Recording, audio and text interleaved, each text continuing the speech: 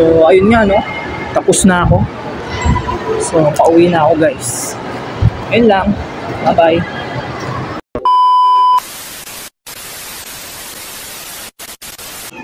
Hello, what is up sa inyo mga kuys, ano? So ngayong araw nga ay samahan nyo ako na kunin yung pinaapostil ko na NBI. Ngayong araw nga pala yung appointment ko sa DFA, kaya tara guys, samahan nyo ako. So kung mapapansin nyo, nandito na ako sa 4th floor. So located nga pala sila sa 4th floor. Festival Mall, Alabang. So para sa mga magtatanong kung paano yung appointment, papakita ko sa inyo at the end of the video. So ayan, habang naghahantay, yan, pakyut ka muna, pangit mo. Nakalimutan ko sabihin na pinauwi nga pala ako dyan. Dahil after appointment, 2 days after, tsaka mo lang siya makukuha.